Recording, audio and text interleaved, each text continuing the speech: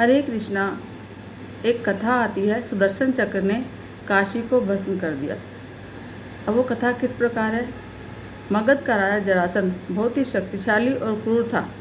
उसके पास अनगिनत सैनिक और दिव्य अस्त्र और शस्त्र थे। यही कारण था कि आसपास के सभी राजा उसके प्रति मित्रता का भाव रखते थे। जरासंध की अस्थि और प्राप्ति नाम की 2 पुत्रियां थीं। उनका विवाह मथुरा के राजा कंस के साथ हुआ था। वह कंस अत्यंत ही पापी और दुष्ट राजा था। प्रजा को उसके अत्याचारों से बचाने के लिए भगवान श्री कृष्ण ने उसका वध कर दिया। दामाद की मृत्यु का समाचार सुनकर जरासंध क्रोधित हो उठा।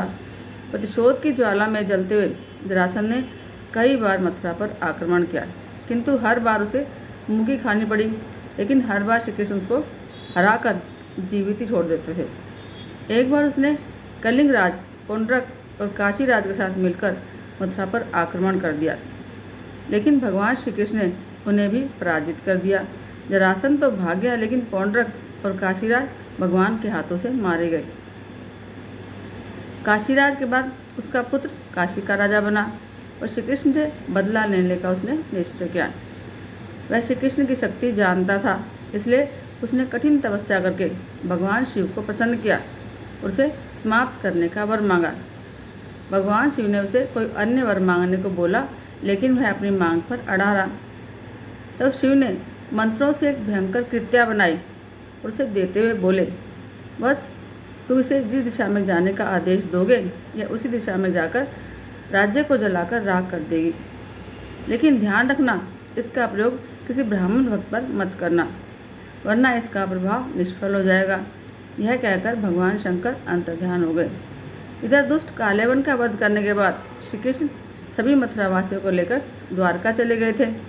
अब काशीराज ने श्री कृष्ण का वध करने के लिए कृत्या को द्वारका की तरफ भेजा। काशीराज को यह पता नहीं था कि भगवान श्री कृष्ण ब्राह्मणों के बड़े भक्त थे, इसलिए द्वारका पहुंचकर भी कृतिका उनका कुछ अनिष्ट नहीं कर पाए। उल्टे श्री कृष्ण ने अपने सुदर्शन चक्र से उसकी ओर वार किया। अब सुदर्शन भयंकर अग्नि उगलते हुए कृत्या की तरफ झपटा।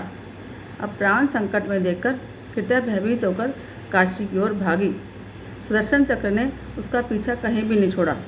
वह काशी भी उनका पीछा करते करते पहुंच गया।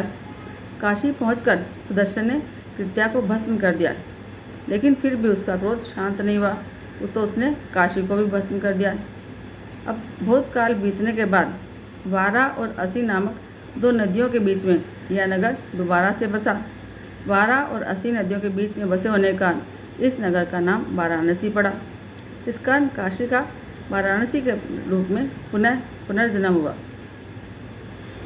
और काशी भगवान शिव की नगरी मानी जाती है। और कहते हैं कि काशी में जाकर जिसकी मृत्यु होती है, भगवान शंकर उसको मुक्ति देते हैं, उसको राम नाम का मंत्र देते हैं। जय जय श्री राधे, जय जय श्री कृष्णा। ओम नमो भगवते वासुदेवाय।